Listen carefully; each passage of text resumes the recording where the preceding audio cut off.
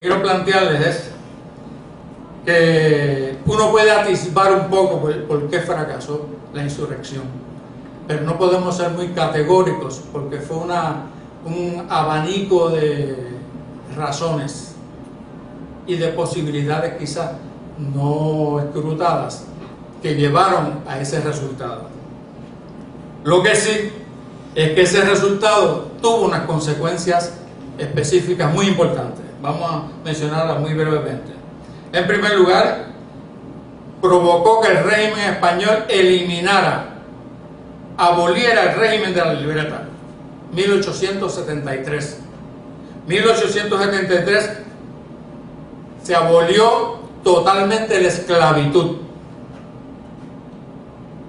Y 1 o 2 años después se autorizaron los partidos políticos en Puerto Rico.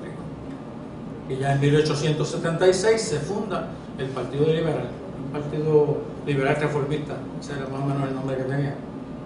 Es decir, que el Grito del Ares no logró, la insurrección no fue victoriosa desde el punto de vista de sacar del poder al colonialismo español, pero sí provocó unas reformas de importancia, aunque no haya sido victorioso el alzamiento.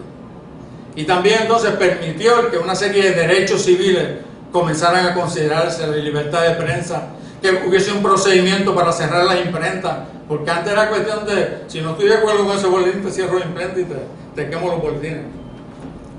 Pero hubo una flexibilización. De hecho, los informes de los gobernadores generales de Puerto Rico después del Grito del Ares dicen que con la cantidad de gente que participó, contando los arrestados y lo que ellos lograron identificar, que fueron unos 600 o 700 personas, si Betances hubiese podido conseguir las armas, si los hacendados que se habían comprometido en la conspiración hubiesen cumplido, la revolución de Lares, o la insurrección de Lares se hubiese convertido en revolución, porque 1.300 soldados españoles no eran capaces de enfrentar un alzamiento de esa naturaleza. Pero la cosa no fue de esa manera, la cosa fue un tanto distinta. Por lo tanto, cuando analizamos el Grito de Lares, tenemos que tomar en consideración que estamos ante un hecho de gran trascendencia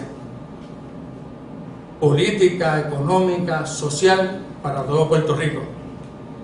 Aquí hay un debate, porque el autor de este libro, repito, excelente libro, y otros autores que he consultado y algunos que he conocido personalmente y he podido discutir el asunto con ellos, sostienen que la insurrección de Lares fue la cristalización de la nación puertorriqueña. Y yo no logro entender eso. La nación puertorriqueña iba a cristalizar si triunfaba la revolución de Lares. Así como la gran Venezuela triunfó y logró entonces unificar el país en una nación, porque la nación no es un ente afectivo. La nación es producto del desarrollo del capitalismo, el concepto de nación. Y si Puerto Rico no logró su revolución de Lares para que el capitalismo pudiera desarrollarse plenamente dentro de los parámetros que esa burguesía que le hemos llamado de avanzada tenía en ese momento, pues era muy difícil que la nación puertorriqueña pudiera cristalizar o consolidarse. Yo creo al revés. Yo creo que ese proceso había comenzado. Por eso digo que los primeros puertorriqueños eran los esclavos negros, que tenían que comerse este país como fuera, porque no tenían alternativa para irse de aquí. Y después fueron surgiendo, y el Grito de Lares fue una muestra de que ese proceso se estaba desarrollando. Pero para todos los efectos prácticos, ese proceso recibe un golpe grave con la derrota del Grito de Lares. Y para mí, y puede estar bien equivocada, la cristalización de la nación puertorriqueña se ha dado bajo la presencia de los imperialistas norteamericanos. Usted sabe cómo cómo uno se sentía puertorriqueño en aquel mundo separado, todo el mundo de los otros, sin medios de comunicación, sin posibilidades de hablar, donde unos que te decían que apoyaban la independencia eran los primeros esclavistas que te tenían allí trabajando de sol a sol, trabajando 12, 16 horas en la caña, y no había ni siquiera un sitio donde bañarse, porque entonces el domingo era el día que tenían libre. Por la tarde, después que fueran a misa hasta las 4 de la tarde, tenían de 4 en adelante libre. Pero tenían que ir a misa. Si no iban a misa, estaban castigados y se quedaban en las barracas trabajando. Desarrollar identidad nacional en un contexto de esa naturaleza es sumamente difícil. Es sumamente difícil.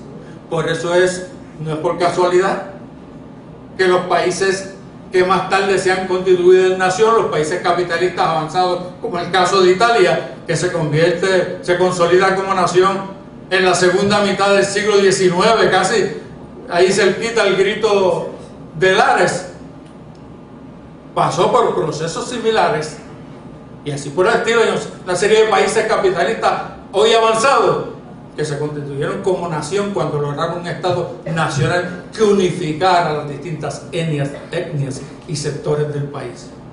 En ese sentido, esta discusión es bien importante, porque esto ha tenido, la forma en que se vea este planteamiento ha tenido consecuencias, para mí, desastrosas para la lucha por la independencia y el socialismo.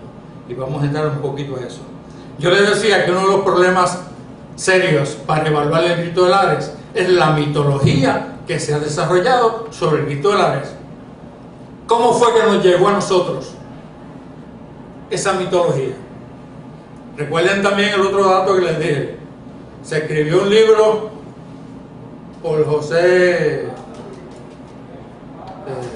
Morris, el primer apellido de él, en 1872, después del grito de Lares, y ahora personas como Francisco Moscoso están estudiando y escribiendo sobre esos fenómenos.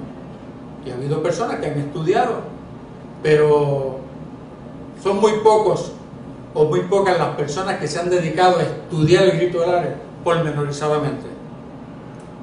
Y eso implica que la mayoría de la información, que muchas veces son conclusiones hechas, nos ha llegado a través del nacionalismo.